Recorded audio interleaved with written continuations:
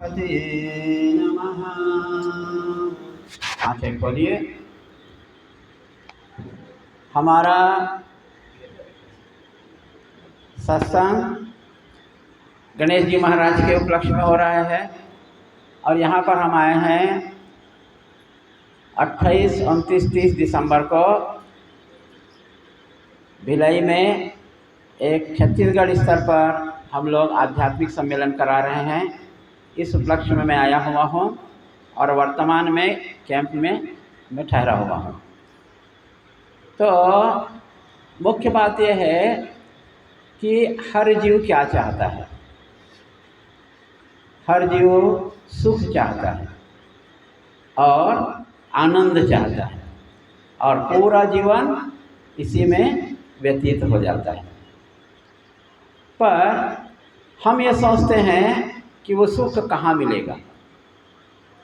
सुख की तलाश तो सभी को है, पर सुख का खोज हम करते हैं पत्नी में, पति में, पुत्र पुत्री में, पैसे में, मकान में, क्योंकि हमारे दिमाग में भर दिया जाता है कि इन सब में सुख मिलता है।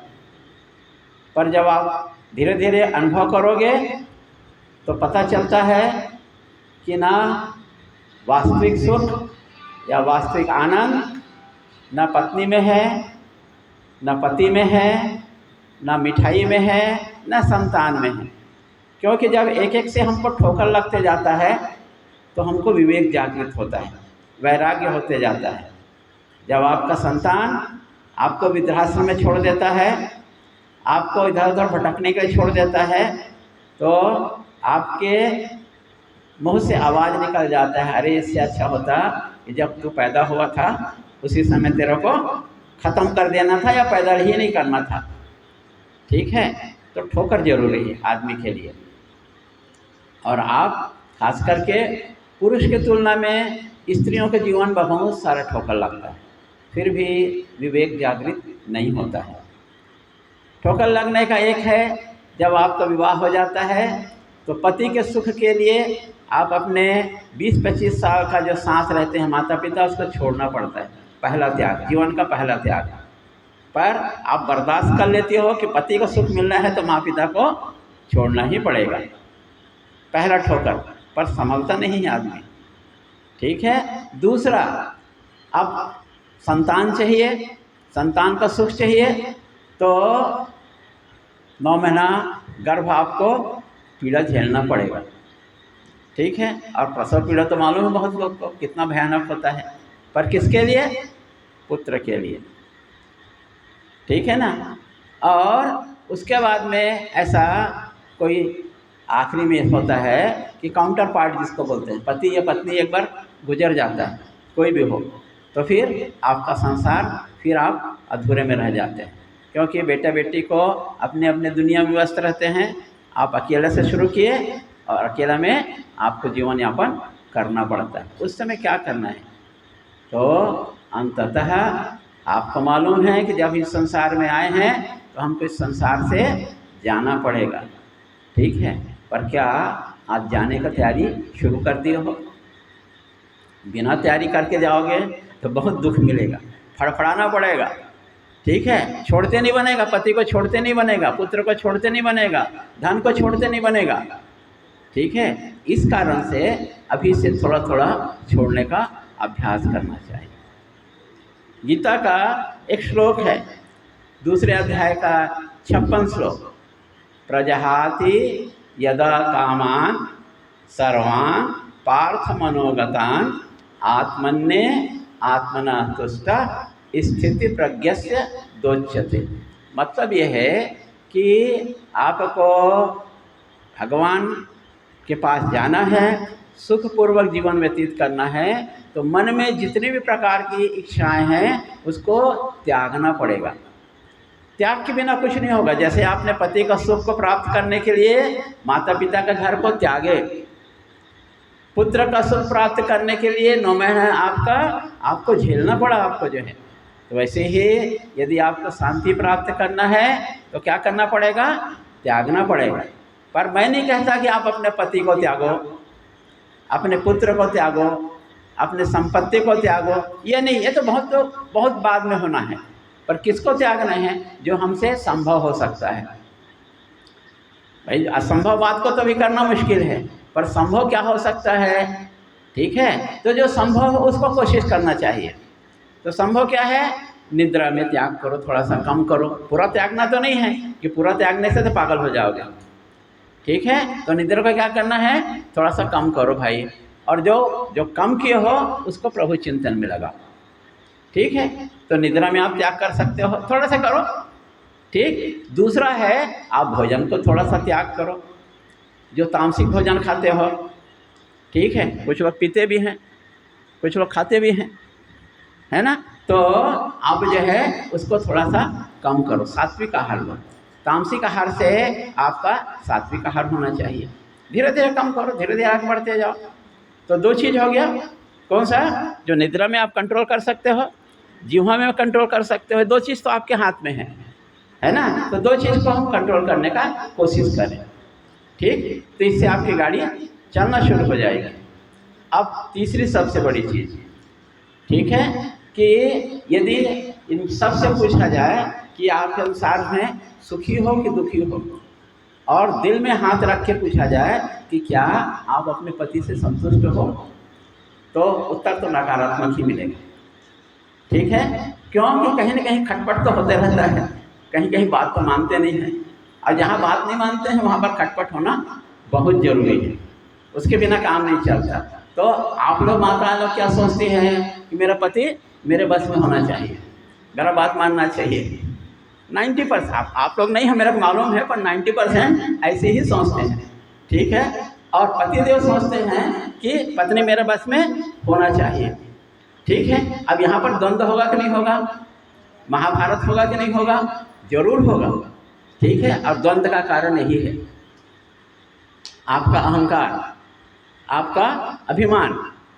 ठीक है, तो आपका अहंकार को कम करना, आपका घमंड को कम करना, तब ठीक हो पाएगा। तो हमारे सद्गुरु स्वामी शिवानंद जी महाराज बोलते हैं कि जीवन में आप एक चीज़ को पकड़ के रखो, एडजस्टमेंट, हिंदी में बोलते हैं तालमेल। यदि आप अपने पति के साथ में तालमेल बैठा के रख लिए तो आपको कभी भी उससे दुख नहीं होगा। आप अपने सास ससुर के साथ तालमेल बैठा के रख लिए तो कभी भी उससे दुख नहीं होगा।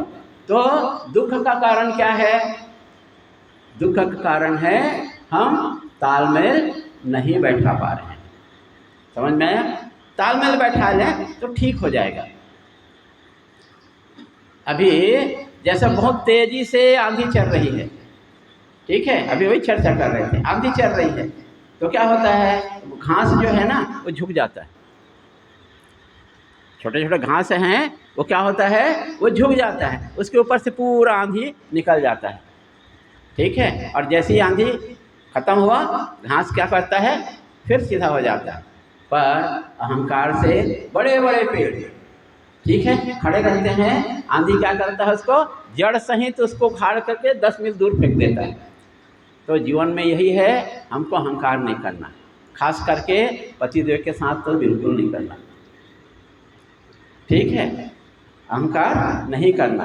तो उसके लिए एक टेक्निक बता रहा हूँ आपको, क्या करना है, एक टेक्निक बता रहा हूँ, एक तरीका बता रहा हूँ। ठीक है, वो तरीका ये है कि रोज़ आप अपने पतिदेव को रोज़ प्रणाम करना। करते तो होंगे आप लोग, करते होंगे, पर नहीं करते होंगे तो आपको करना चाहिए। ठीक है, करना चाहिए। तो उससे क्या होगा, आपको 2 फायदा होगा, तुरंत 2 फायदा होगा। जैसे इंजेक्शन लगाने से तुरंत फायदा होता है, ठीक है, वैसे आपको 2 फायदा होगा। एक तो फायदा ये होगा, रात को तुम ढुसम ढासम हो गया होगा, कुछ दोनों के बीच में मनमुटाव हो गया होगा, तुरंत प्रणाम करने से क्या होगा, जिसकी भी गलती होगी वो सारी बोल देगा। ठीक है, यदि आपकी गलती है और आप प्रणाम कर रहे हो, ठीक है, तो आपके मुंह से अचानक निकल ही जाएगा, सारी पतिदेव माफ़ करना। पतिदेव का गलती होगा और प्रणाम करने गई हो तो भी वो जो है वो बोलेगा, एक दूसरे का बात हो जाएगा। जिसको हम क्या है, एक हफ्ता तक के मुंह देखना नहीं चाहते हैं, आपका मुंह इधर रहेगा, उसका मुंह इधर रहेगा, तो वो 1 महीना आपका बच गया। ठीक है, और दूसरी बात है, जो सबसे बड़ी बात है, कि आप जो है पति के अधीन में हो। पति आपको साड़ी देता है, आपको भोजन देता है, आपको दुर्जनों से रक्षा करता है, समाज में आपको प्रतिष्ठा देता है, सभी काम देता है। जिस कारण से उसको हमको आदर करना चाहिए। वो देता है ना, साड़ी देता है, कपड़ा देता है ना, ऑर्नामेंट्स देता है। तो देने वाला क्या बोलते हैं मालूम है? देने वाले क्या बोलते हैं? इसी को तो देवता बोलते हैं। क्या बोलते हैं? हम यहाँ क्यों बैठे हैं? गणेश भगवान हमको देगा, इसी कारण तो बैठे हैं। यदि पता चल जाए गणेश भगवान थोड़ी कोड़ी नहीं देने वाला है, कोई यहाँ नहीं बैठने वाला नहीं है ना। या गणेश भगवान हमको आनंद नहीं देगा, हमको दुख ही दुख देगा, तो कोई यहाँ बैठेगा? कोई नहीं बैठेगा। तो हमेशा याद रखनी, गणेश भगवान के परिवार को याद करके रखें। कैसा है गणेश भगवान का परिवार? ये आपको सबक लेना है। कैसे है गणेश भगवान का परिवार? गणेश भगवान का वाहन क्या है? मूषक। ठीक है, गणेश भगवान का वाहन क्या है? मूषक। और शंकर भगवान के पास में क्या है? सर्पों की माला है। ठीक है, शंकर भगवान का वाहन है बैल, और माता दुर्गा पार्वती का वाहन क्या है? शेर। अब देखो ये सब एक साथ शांतिपूर्वक रहते हैं। मूषक, सांप, बैल और शेर। ठीक है ना। ये तो बड़ा विचित्रता है, पर क्यों रहते हैं? तालमेल के कारण से रहते हैं, एडजस्टमेंट के कारण से रहते हैं। वैसे ही आप लोग दुनिया में एडजस्टमेंट करके रहोगे तो आपको कोई तकलीफ होने वाला नहीं है।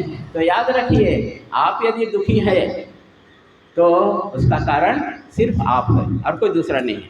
क्योंकि आप जो है एडजस्टमेंट करने में चूक हो गए, आप एडजस्टमेंट नहीं कर पा रहे हो।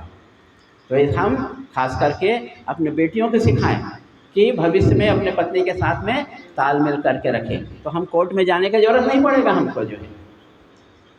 ठीक है, तो ये बात को हमेशा याद रखना। और दूसरी बात ये है कि आपकी बेटी की शादी हो जाए तो उसको बोलना बार बार फ़ोन नहीं करना, खास करके ससुराल के दुख को नहीं बताना।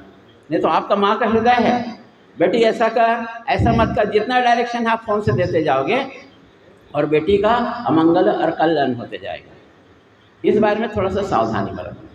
ठीक है, तो आज का सार यही है कि हमको एडजस्टमेंट करके रखना है, तालमेल बैठा के रखना है।